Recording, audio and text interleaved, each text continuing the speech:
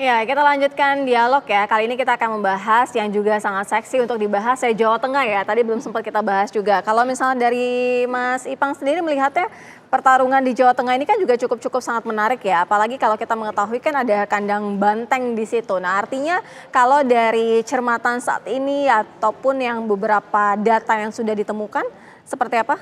Ya, Mbak Sera ya, kalau kita bicara Jawa Tengah, ini kan menariknya itu daerah yang pemilih milenialnya itu 24 sampai 39 tahun itu ada 36%. Ya. Termasuk kemudian ada Gen X-nya juga termasuk 34,5%. Artinya baik Gen milenial maupun Gen X itu adalah menjadi lumbung elektoral. Menjadi dewa elektoral, menjadi penting segmen pemilih ini di Jawa Tengah. Nah ini makanya tentu harus penyesuaian terhadap calon-calon terhadap apa yang menjadi selera habitnya, apa yang mereka senangi, apa yang mereka sukai. Karena karakter dari demografi misalnya umur tadi, itu angkanya cukup besar pada generasi itu. Walaupun memang ada baby boomer 19%, kemudian ada Gen Z-nya 10%. Nah kalau kita cermati dari konteks afiliasi memang NU tetap masih besar ya dibanding ada 66%. Nah intinya sebenarnya kalau kita mencermati dari data ini, ada yang menarik adalah soal alasan memilih calon kepala daerah. Nah, alasan memilih calon kepala daerah di Jawa Tengah itu memang figur masih ada 67%. Tinggi ya? Ya, tetapi alasan partai pengusung ada 30%. Jadi artinya apa? Memang karena partai ID-nya juga sampai 16-17% yang membership, partisanship, yang mereka secara dekat, secara psikologis maupun secara ideologis dengan partai politik tertentu, itu juga cukup mempengaruhi. Nah, apa yang disampaikan Prof. Burhan, karena ini kompetitif ketika Pak Jokowi langsung turun gunung ya, langsung kampanye bagi-bagi apa yang disampaikan Prof. Itu kan menunjukkan bahwa ini bukan kaleng-kaleng gitu. Artinya ini endorse serius.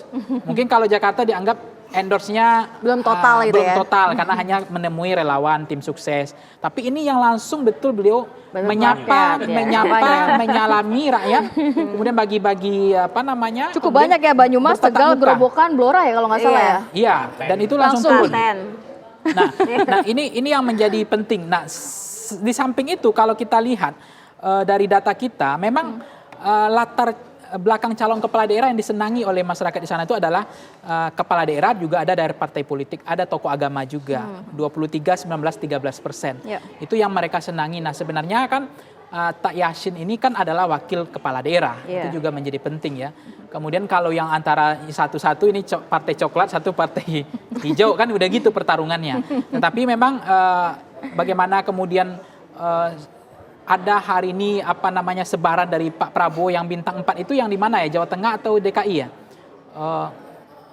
DKI ya. Nah, itu juga itu tidak terjadi pada Jawa Tengah kan? Nggak ada seperti itu. Nah, ini intinya jadi memang mencermati money politiknya di Jawa Tengah itu sebenarnya juga menarik dari data kita. Di money politik di Jawa Tengah kalau mencermati dari suara dari semua kandidat itu kenapa Jawa Tengah ini menjadi penting juga? Karena memang penghasilan di bawah 700.000 kan 20%. Ya, cukup banyak ya. Jadi masih banyak besar kemiskinannya masih menurut saya itu tadi agak apakah tinggi, masih ada di situ demokrasi sembako atau demokrasi uang yang disebutkan masyarakat tadi. Tetapi intinya kalau kita mencermati politik uangnya itu yang menghalalkan politik uang di Jawa Tengah itu hampir angkanya 52 ditambah 20 tambah 75. Jadi hampir 80% ya. Wow, jadi yang mengharamkan politik uang ya? hanya angka 14 ditambah 3%. Itu yang mengharamkan. Nah, tetapi memang ini harus hati-hati juga. Toleransi terhadap politik uang ini juga di Jawa Tengah ketika kita bicara dari 52% yang wajar tadi, itu angkanya juga akan memilih calon sesuai hati nurani. Nah, itu yang kemudian 49,2%. Jadi dia tetap terima tapi suaranya nggak ada. Jadi uang habis, suara nggak ada. Ini jebakannya di situ. Nah, tetapi ada juga 20% dia akan terbebani. Dia akan siapa yang memberi dia akan pilih. Kemudian ada di angka 20% akan menerima dan akan memilih orang yang memberi uang yang lebih besar. Nah, tetapi yang menarik data ini adalah apakah ibu bapak pernah menerima uang atau bantuan selama pilkada atau pileg atau pilpres sebelumnya? Itu data menunjukkan 55% mereka pernah. Jadi hanya 45% yang belum pernah. Nah, ini juga menarik di Jawa Tengah, tetapi Jawa Tengah menurut saya bagaimanapun pertarungannya Partai ID-nya nggak bisa dianggap remeh ya.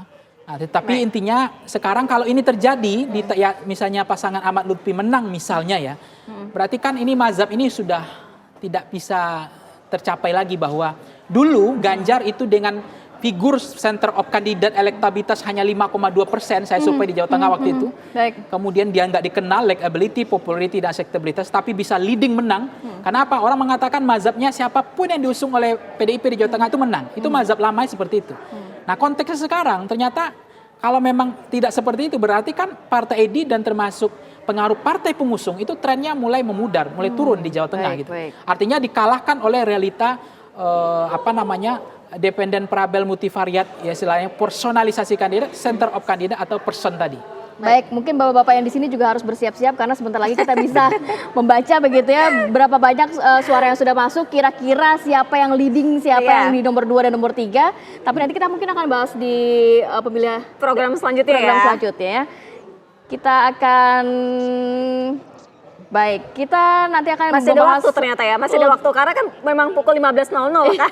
Betul sekali. Jadi ternyata masih ada waktu. Kalau misal dari Mas Duri sendiri melihatnya gimana kalau misal pertarungan di Jawa Tengah? Saya melihat pertarungan di Jawa Tengah lebih kepada ya ini laga kedua barangkali dari Pilpres yang kemarin mungkin dianggap belum selesai. Tertinggal residu meskipun ya betul, meskipun pemenang Pilpres sudah dilantik, tetapi saya melihat bahwa jadi pertarungan Jokowi itu dengan PDIP dalam hal ini termasuk misalnya Ibu Mega, saya kira ini lanjut di Pilkada Jawa Tengah dan karena itulah kemudian pertarungan di Jawa Tengah ini menjadi sangat menarik karena sejauh ini misalnya kerap kali didominasi oleh pasangan dari PDI Perjuangan.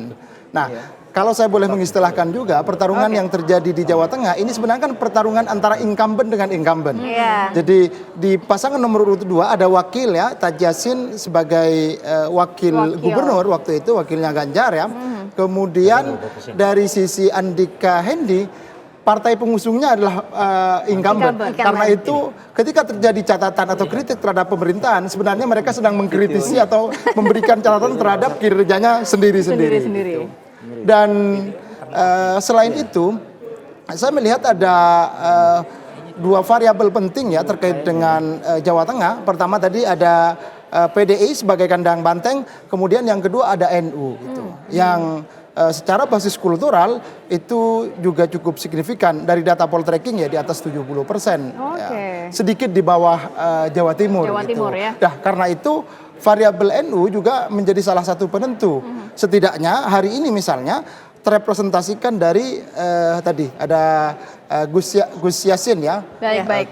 Taj Yassin sebagai wakil gubernur di periode sebelumnya. Prof Burhan mencermati ini hanya tinggal menghitung menit begitu ya kita sudah bisa. Jadi bukan menghitung hari ya. Bukan. Itu semakin lama mungkin ya rakyat menunggunya ya. Jadi kalau data yang kita revisi. Kita spill sedikit deh mungkin ya Prof ya. Boleh. Sudah berapa banyak data yang masuk? Tadi kan kalau Jakarta Prof mengatakan 60% nih pemilihnya nih agak jauh dibandingkan lebih independen ya. Kalau melihat Jawa Tengah dan wilayah lainnya sudah masuk berapa persen? Untuk quick count? Yes. Sudah cukup besar ya, udah stabil grafik jangan stabilitasnya. Jangan di-spill siapa yang unggul ya, tapi data yang masuk dulu aja, Data yang masuk antara 30 sampai 50-an%, tergantung wilayah. Itu wilayah mana tuh? Ya misalnya nih ya, wilayah Jawa Tengah udah 50%. Dan udah tidak terjadi pergerakan. Jadi kalau kita ikut kardiografi, itu kan kalau udah itu artinya udah mati, udah nggak ada lagi dinamika. Udah stabil. Di Jawa Tengah. Tapi kalau udah naik turun begitu, nah itu artinya masih hidup pertarungan. Gamenya masih on. Kalau Jawa Tengah ini meskipun data baru 50%, udah begini ya. Jadi udah selesai secara elektoral. Kemudian Jawa Barat udah 45%. Baik, ditahan dulu kali ya Prof ya. Soalnya kita udah mau harus close nih. Kita berganti banner program dulu nih, program pemimpin daerah terpilih. Nanti juga dari Mas Haji kita juga dengarkan ya. Pemirsa, kami akhiri Rakyat Memilih Pilkada Serentak 2024. Sesaat lagi Anda akan menyaksikan program pemimpin daerah terpilih.